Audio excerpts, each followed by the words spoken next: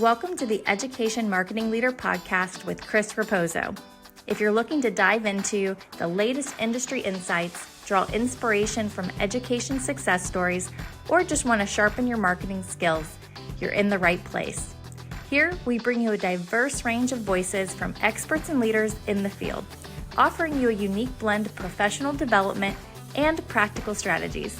Whether you want to understand your audience better, stay updated with the latest tech trends in marketing, or expand your professional network, we've got you covered. So while you're driving on your morning commute or winding down after a busy day, let's explore the dynamic world of education marketing together. Hello everyone and welcome back to another episode of the Education Marketing Leader with Chris Rapozo. Today, my guest is joining me from all across the pond from England. His name is Campbell. Many of you may be familiar with his work. He's very active on LinkedIn. He is a higher education marketing consultant, a speaker, and founder of the Education Marketer. And we're talking about today's topic, which will be marketing the humanities, strategies for elevating shape subjects in higher education. Kyle, welcome to the show. Thanks for having me. It's always good to catch up with you outside of live recordings and all of that jazz. But yeah, good to be here. Absolutely. For anybody who don't know the acronym SHAPE, which means social science, humanities, and the arts for people and the economy. So Kyle, you're one of those thought leaders out there on LinkedIn that people listen to. You have a very insightful newsletter. Anybody who doesn't subscribe to Kyle's newsletter, be sure to do so. I'll tag it in the recap notes so you can find it easily. It's well researched and very, very deep. So since you're so deeply involved in higher education marketing, what trends have you noticed over the recent years, how humanities and shape subjects are positioned by universities? I think if I was to summarise it probably in one phrase, it would be the trend being missed opportunities. I mean, especially if you look at the explosion in artificial intelligence over the last 3 years, and ChatGPT is largely blame's a strong word, but to account for that, some of the threats that AI or changes that AI bring about involves the eradication of a lot of entry positions that young people go into. There's huge upheavals in the labour market, people having to reskill. But all of it leads to a picture where there's suddenly this gap and space for humans to think about higher things, more critical things. And in terms of our provision in universities, we seem to be axing those sort of subjects first. I mean, in the UK, English literature has fallen out of the top 10 subjects studied for the first time ever. And equally, in a bid to save our sector, we're all going into deficit. I think about 75% of our universities will be in deficits by the end of this year.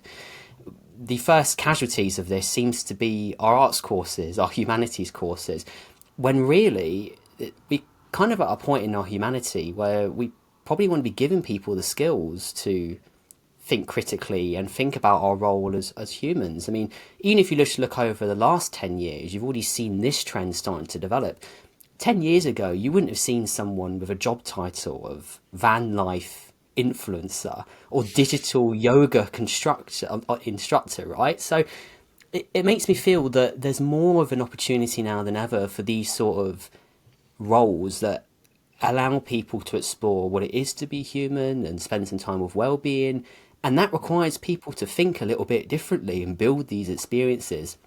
And that sort of stuff is what the humanities and the arts and all this lovely kind of subject area lends itself to. I'm a bit biased. I mean, I'm a humanities grad myself, but I see people, especially in my peer group now, having been out of university for around 10 years, taking some of those skills and really applying them to create these experiences. So missed opportunities. And if we don't grab that at a university level and give students those pathways, I think we're sort of missing out long term. I recently spoke with, and call him an AI expert yet, because it's still so fresh, but somebody who frequently talks about AI, and he told me about that the number one programming language is not going to be Python or JavaScript. It's going to be the English language with the prompt engineering, right?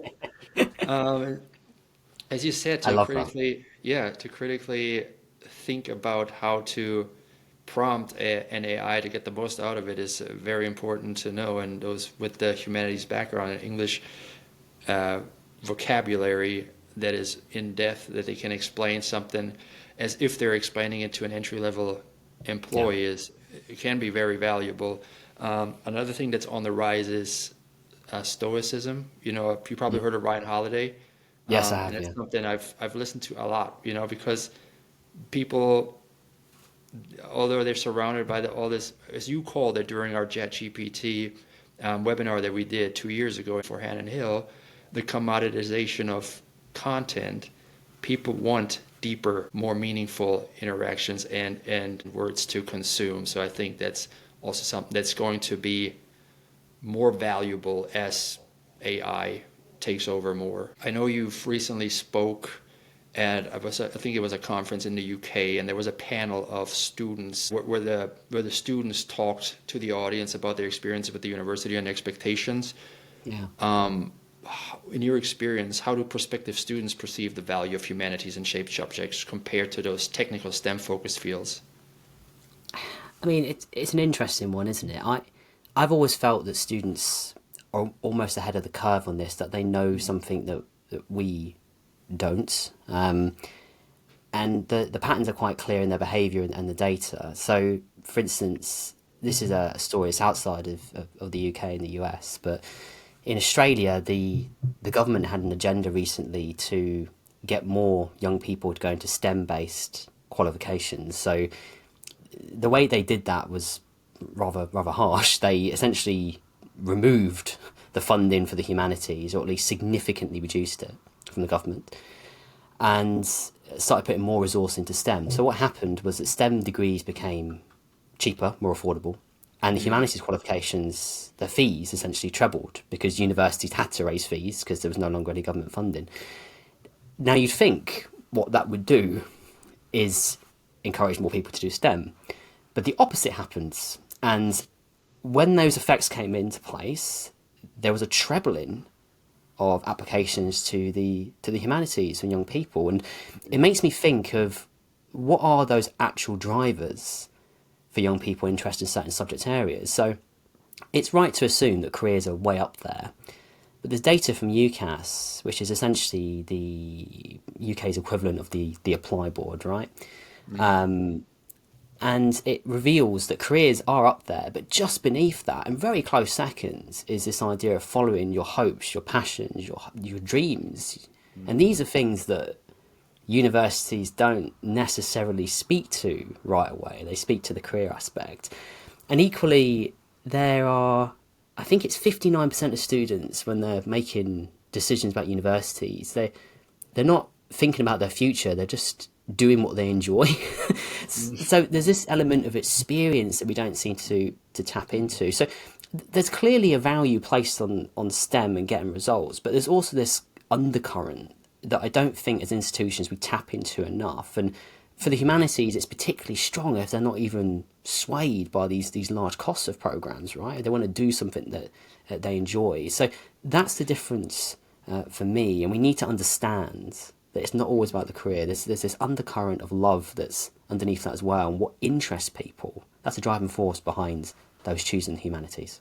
Hey everyone, thanks so much for tuning into the show today. I hope you enjoyed so far. Have you ever thought about starting your own podcast, but we're just overwhelmed by the sheer amount of work that goes into it? I get it. After producing over 100 episodes for the Education Marketing Leader, there's a lot of time that goes into this, time that most of us simply don't have. And that's where the Education Marketing Leader podcast production service comes into play. Me and my team will take care of the heavy lifting, from scripting, strategy, editing to promoting.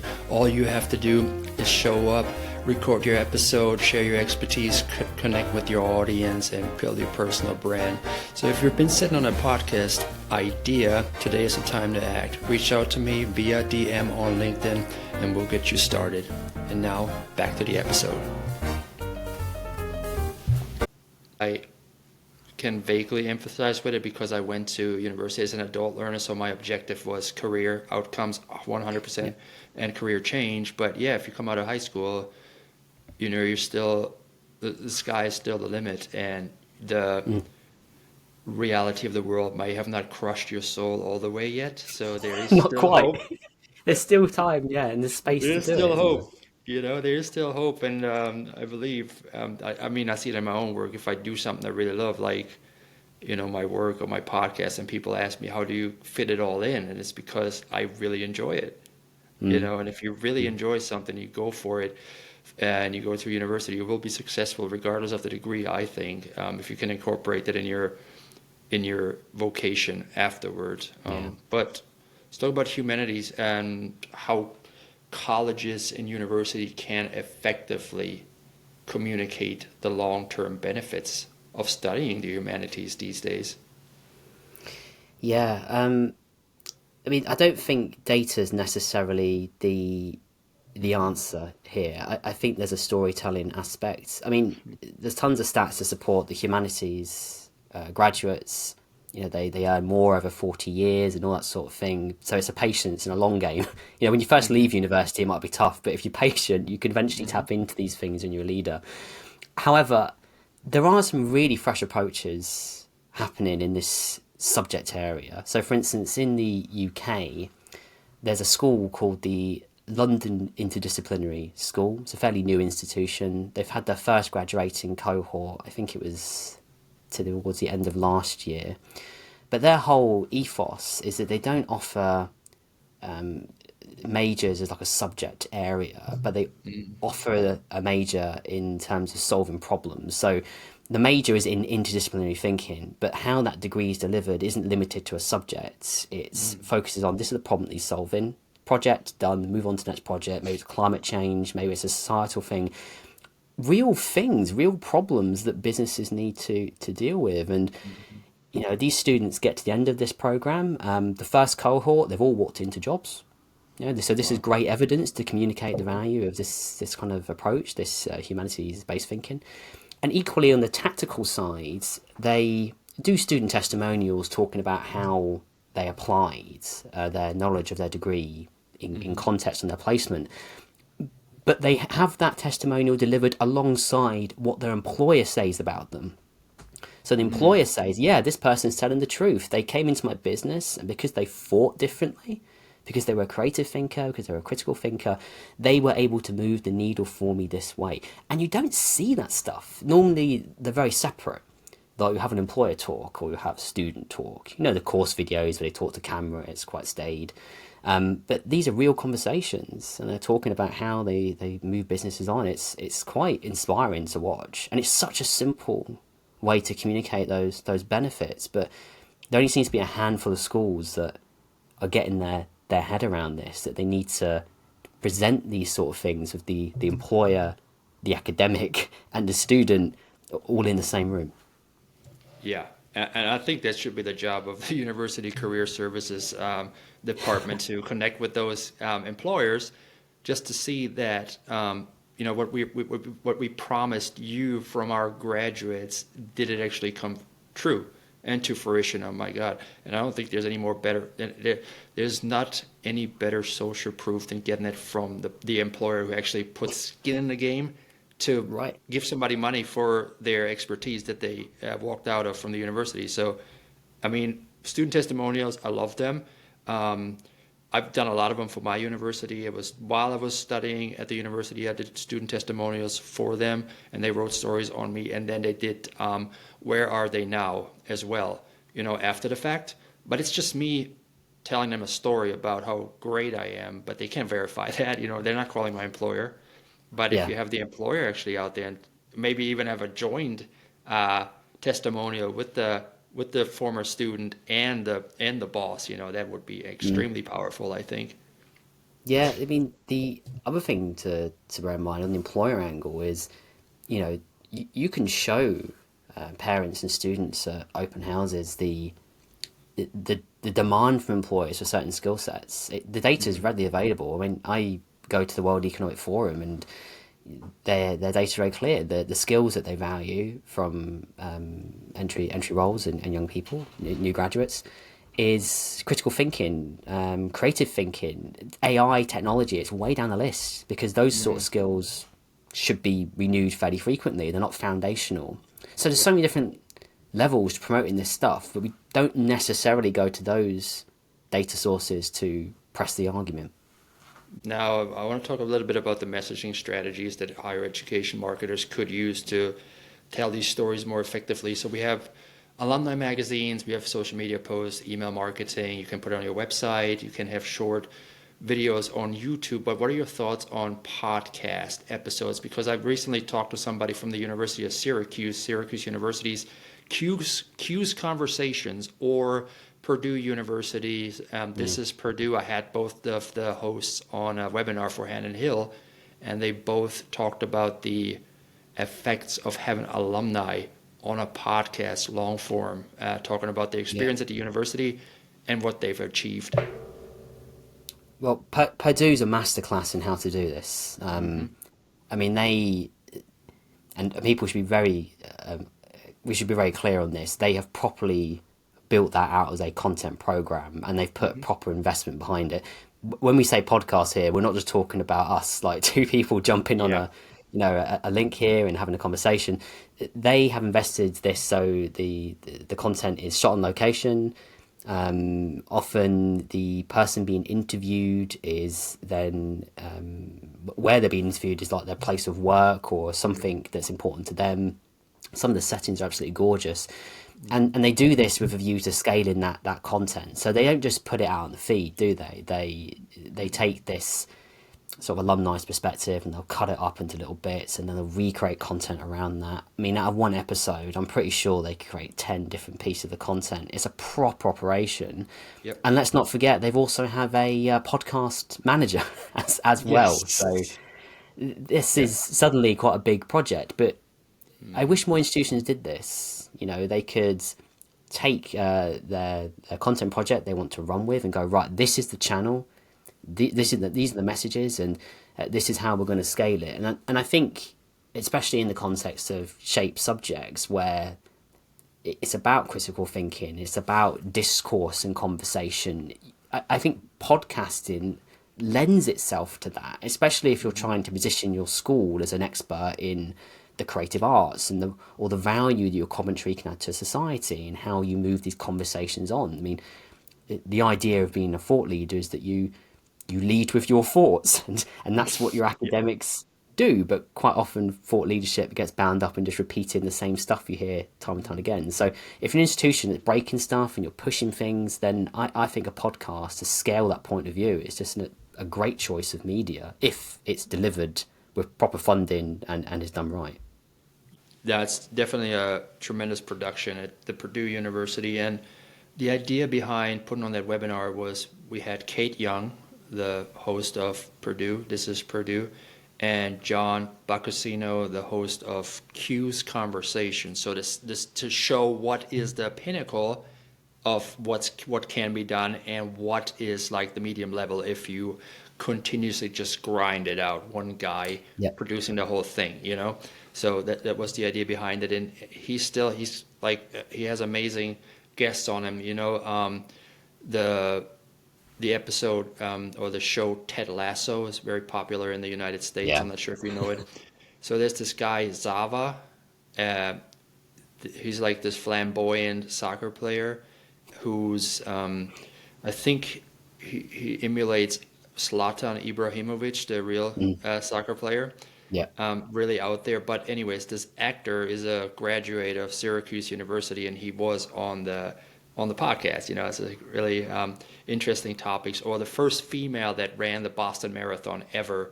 She's also a Syracuse University graduate, and she was on the podcast just to spotlight these graduates. You know, it's something really cool to hear. But then you want to make sure that you have the everyday folks on there as well every once in a while to make it more approachable. Well, you can't always have the AAA talent, can you? Because your pipeline will go dry pretty quick. So you need to mix it up. It does. Now you consult university marketers and university staff. What challenges have you seen that higher ed marketers or institutions face when marketing the humanities and shape subjects, and how can they overcome them? I mean, for me, it's the connection with the critical thought aspect of these subjects and the value that they bring in terms of foundational skills, and making that marketable to an employer. Naturally, given the structure of these subjects, there's a lot of critical thinking or critical theory associated with those degrees, and there's a danger you can kind of get trapped in your own head, and you can be a brilliant thinker, but when you then enter the workplace, you can't apply that in a context, or you sound like you're disconnected from the problem. Some universities have got some great initiatives getting around this. Arizona State University, often cited for best practice in all kinds of different areas, they have a college all about interdisciplinary thinking, and as part of that college's remit, it offers shorter programs for other majors that enable students in the humanities and focusing on shape to channel those skills in creating something that's useful for an employer, or at least starts a conversation with an employer. And funnily enough, one of the go-to mediums they use is podcasting, because it's perfect for helping a student take all this knowledge that they've read and considered and then have to create something that actually is consumed by an audience that isn't an academic, that isn't peer reviewed, that is actually built for people. And if you think about how useful that is a skill, like look at the B2B sort of podcasting space, how many companies are trying to grow these thought influencer programs, and how many companies fail to do that for X number of reasons. Well, if suddenly you've got your majors or a humanities background coming out of university, knowing how to build these experiences for companies with a portfolio showing that they've done it, that suddenly makes you very attractive to an employer who's probably tried to start something very similar in their organization many times and just not got it off the ground. So that's one way to overcoming those common challenges. Have you seen challenges put on the marketers from leadership, from cabinet perhaps, or from the board that push STEM over the humanities, and then they're not funding the marketing efforts for the humanities programs? Have you come across something like that before? Yeah, I mean, I think the humanities have always been the one that's whipped first, and budget becomes quite restrictive. But I think it depends on how you're using your budget as well. So your budgets can be cut in half, but maybe before you were just using your budget to scale your marketing by using Google ads and stuff like that, when really that sort of budget could be better used. I agree, sometimes these things are outside of your control. But with the humanities, I really do feel that some of the stuff you need to invest in isn't sort of capturing interest at that sort of Google Ads level, display and all that sort of thing. I do feel it's in longer term discovery-based programs where students actually try subjects. So even things like what you're doing at your existing activity at open houses and inviting students onto campus, it's absolutely critical for humanities-based students to get a sense of the experience of a program and let them try it first. So for instance, when you look at the things that actually drive a typical student to make a decision, careers are up there, then the experience of the course is there as well, but it's kind of ranked towards the top and then towards the middle. With a humanities or an artistic focused student, the course experience is actually ahead of the career outcome. They have to kind of get a sense of what it's about, whether it's a fit, all of these other things. And it almost suggests that you need a type of marketing that's more experiential than something that necessarily scales to get a lot of people coming in at the top. It's not necessarily cheaper, but it just means that when you do think about your budget, if it has been cut, you can get a bit more precise and focused on where you put it, because you know where it's going to have more impact. You mentioned the London, what was it again? The Interdisciplinary school. Yeah. So my next question was, with the growing interest in interdisciplinary education, how can humanities and shape subjects collaborate with STEM fields to create a more holistic learning experience? Should they take a page out of the textbook from the London school, or how should they go about it if they've never done it before? I mean, there's the London School is a university that's orientated its entire business model around that, right? That's not an easy lift. There's never an easy solution to this sort of stuff, but there's good practice that exists that combines these two areas together.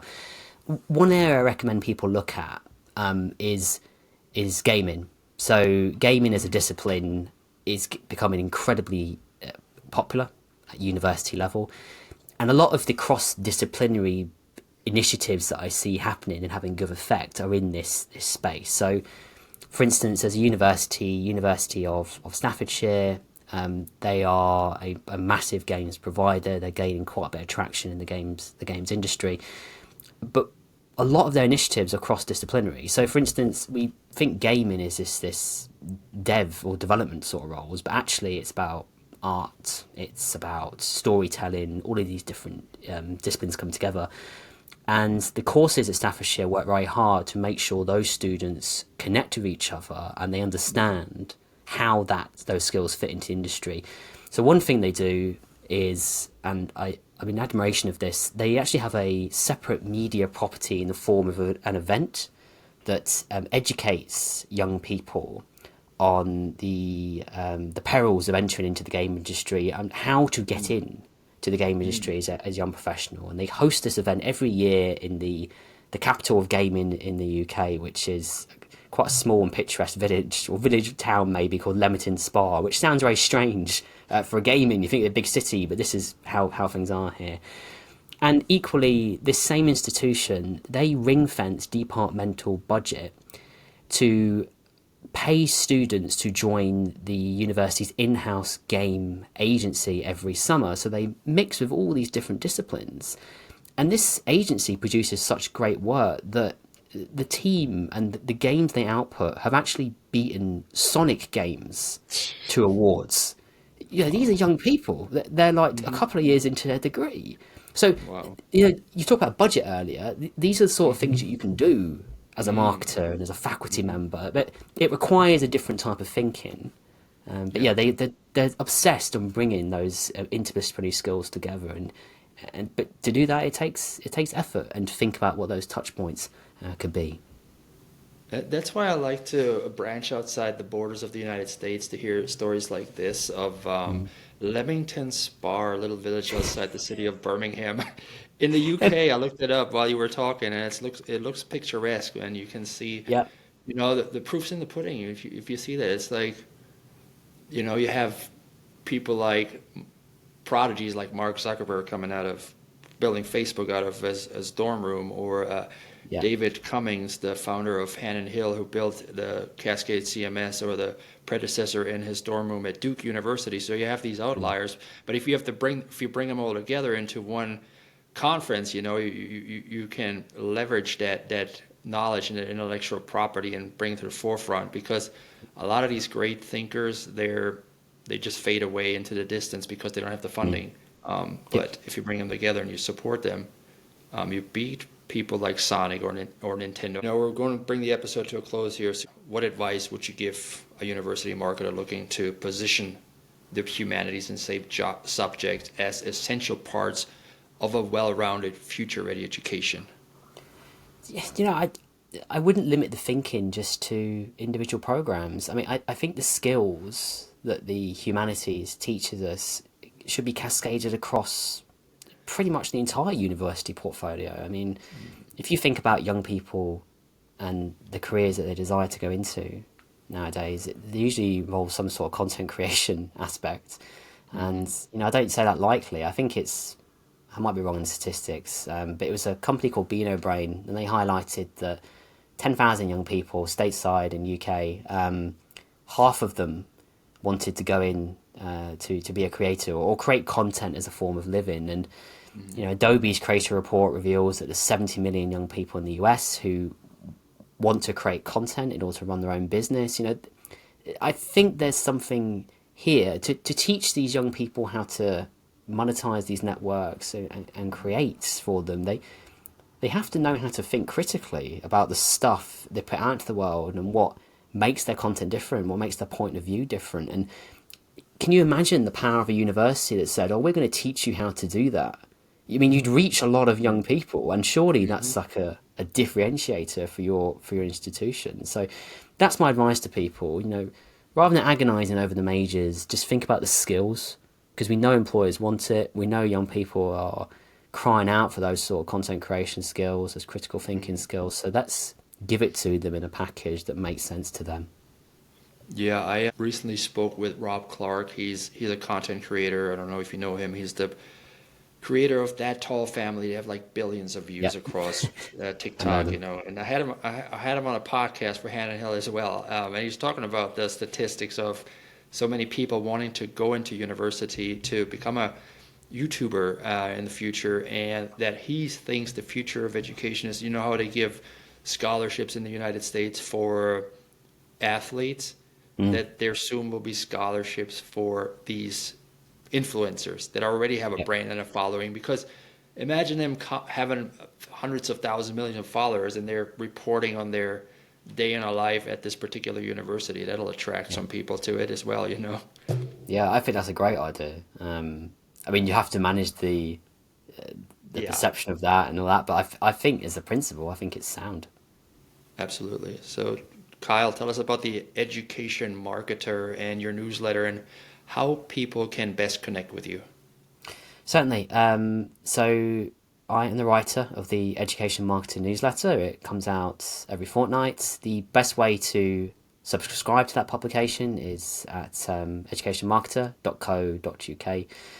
And if you follow me on LinkedIn, I spend a lot of time there and you can expect all kinds of insights from my consultancy work and also general advice and guidance on how to build a content strategy for institution. And I'm here if you want to chat. I'm very present on LinkedIn. I'm always happy to enter into conversation. Yes, highly recommend following Kyle. I'll be sure to tag him and put a link to his newsletter in the comments as well on LinkedIn. So Kyle, always appreciate your time. Thank you for being a part of the show today. Thank you. Take care. Take care. And that's a wrap for this episode, everybody. Thank you so much for tuning in to Education Marketing Leader Podcast this week. If you enjoyed this episode, be sure to share it with your friends and your network. And if you ever thought about starting your own podcast, now that you listen to one and you got inspired, reach out to me via DM. We'd love to help you launch your own. We'll take care of everything for you, the scripting, the strategy, the editing, the distribution. All you have to do is show up, connect with your audience, and build your personal brand. So if you're ready for it, let's chat. And for everybody else, we'll see you next time at the Education Marketing Leader Podcast. Take care, friends.